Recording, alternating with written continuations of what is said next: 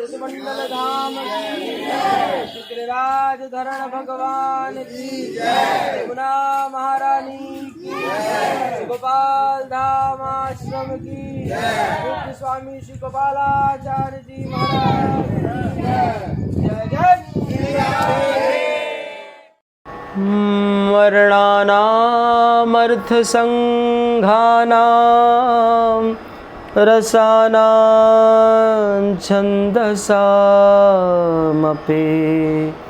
मंगलानां च कर्तारौ वन्दे वाणी विनायकौ।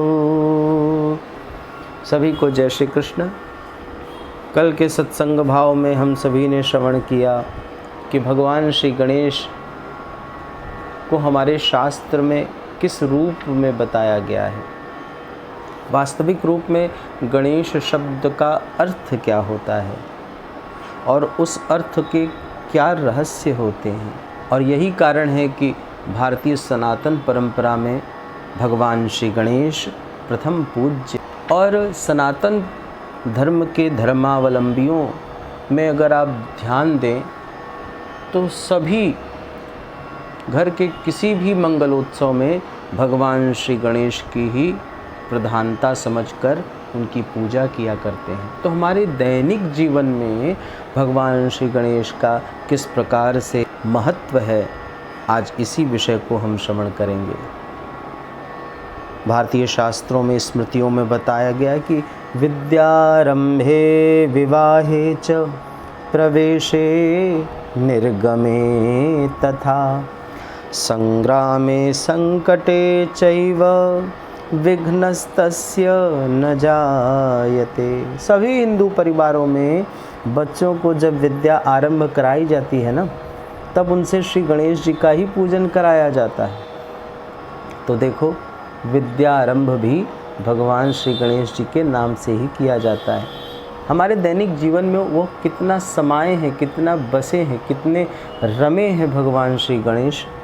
इस बात को आप समझने का प्रयास करें कि उनकी कितनी महत्वपूर्ण भूमिका है प्रत्येक सनातन धर्मावलंबियों के जीवन में।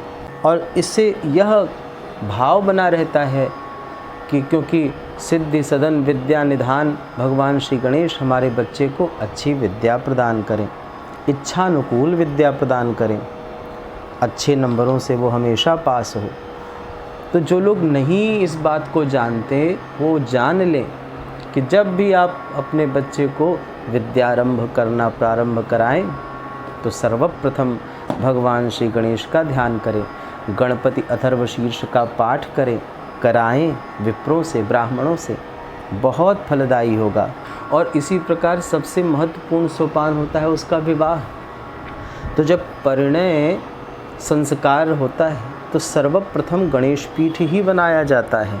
वस्तुतः सारे पूजन में प्रथम गणेश पीठ ही बनाए जाते हैं, पर विवाह जीवन का वह भाग होता है जिसमें स्त्री का तो दोबारा जन्म होता है और पुत्र भी एक नए अध्याय का शुरुआत करता है। तो उसमें भी हम भगवान श्री गणेश का ही ध्यान करते हैं, जिससे वर या कन्या के मनोनुकूल हमेशा जीवन चले और उन दोनों में सुख हो या दुख हो, आपस में परस्पर सद्भाव, परस्पर प्रेम बना रहे। प्रेम का अर्थ ये नहीं कि झगड़ा ना हो, झगड़ा हो लेकिन उनमें प्रेम भरा पड़ा हो, और प्रेमास्पद झगड़ा बड़ा प्रिय होता है। भगवान को भी बहुत प्रिय है। बार बार वो अपने गोपियों को ऐसे व्यंग बोलते हैं जिससे उनका प्रेम और बढ़ जाए। तो हमेशा प्रेम बना रहे, इसलिए भगवान श्री गणेश जी का ध्यान करते हैं। जब हम लोग घर से बाहर निकलते हैं तो सर्वप्रथम भगवान श्री गणेश का ही ध्यान करके निकलते हैं। निर्विघ्नं कुरु मे देव सर्वकार्येषु सर्वदा। सर्वदा सर्वकार्येषु विघ्नं हर। हे विघ्नेश, हे विघ्नेश्वर, विघ्नों को नष्ट करने वाले ईश्वर, आपसे यही निवेदन है। ऐसा स्मरण करके भगवान श्री गणेश का तब हम घर से बाहर निकलते हैं। व्यापार व्यवसाय में आपने देखा होगा प्रत्येक दुकान पे गणेश यंत्र, जितने भी, और हमने तो यह भी देखा है कि जो विजातीय होते हैं उन्हें पता ही नहीं होता कि ये गणेश जी का यंत्र है, फिर भी उन किसी न किसी के माध्यम से वहाँ जाके अपने दुकान पे वो लगा के ही बैठते हैं। उनको ये पता है कि इस चिन्ह के लगने से व्यापार अच्छा होता है।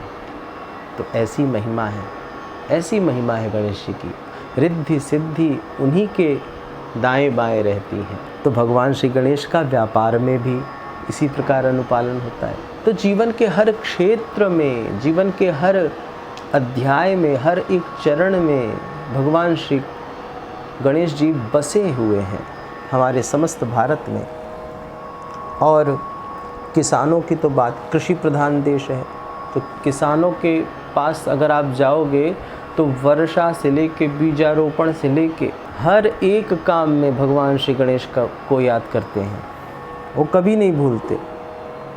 तो इसी प्रकार आज गणेश चतुर्थी के उत्सव में हमारे जीवन में श्री गणेश जी का वह भाव अवतरित हो, हम सभी भगवान श्री गणेश के हर पल ध्यान में रहें, क्योंकि उनका ध्यान करने से भगवान जल्दी संतुष्ट होते हैं। और भगवान संतुष्ट तो साक्षात भी होते हैं, लेकिन हमें ये भी ध्यान देना चाहिए कि नियमतः ही हम पूजन करें।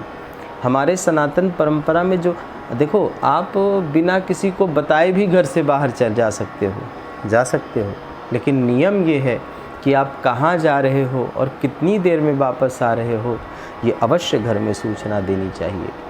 ये नियम है।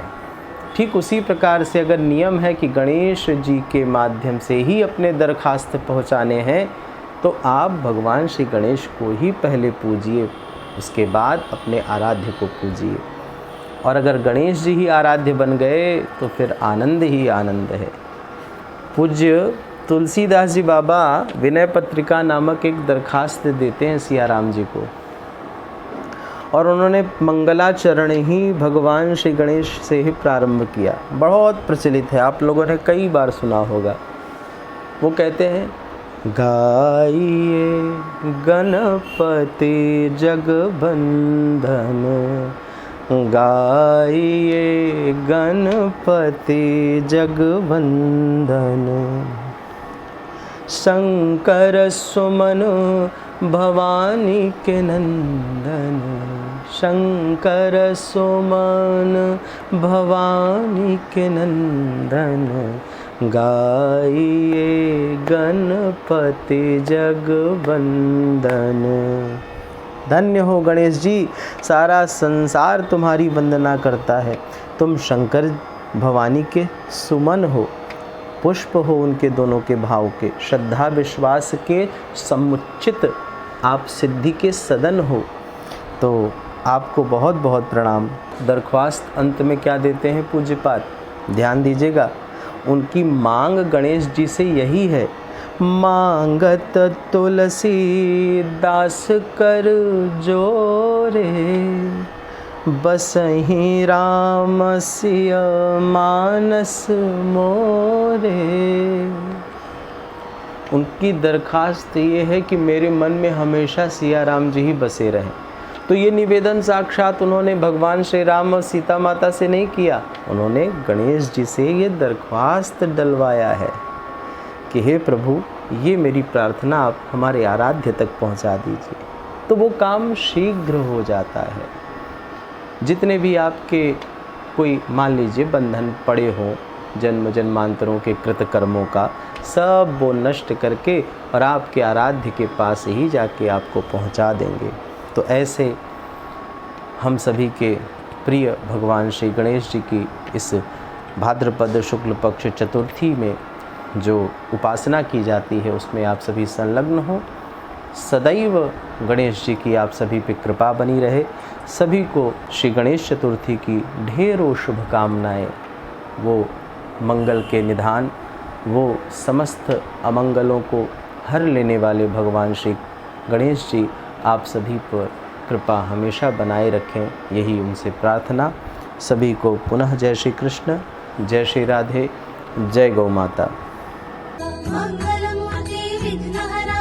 दुरितनाशना कृपा करा मंगलमूर्ती विघ्नहरा सिद्धिविनायक कृपा करा सिद्धिविनायक कृपा करा सिद्धिविनायक कृपा करा मंगलमूर्ती विघ्नहरा दुरितनाशना कृपा करा मंगलमूर्ती विघ्नहरा सिद्धिविनायक मंगलमूर्ती विघ्नहरा दुरितनाशना कृपा करा मंगलमूर्ती विघ्नहरा सिद्धिविनायक कृपा करा सिद्धिविनायक कृपा करा सिद्धिविनायक कृपा करा मंगलमूर्ती विघ्नहरा दुरितनाशना कृपा करा मंगलमूर्ती विघ्नहरा सिद्धिविनायक मंगलमूर्ती विघ्नहरा दुरितनाशना कृपा करा मंगलमूर्ती विघ्नहरा सिद्धिविनायक कृपा करा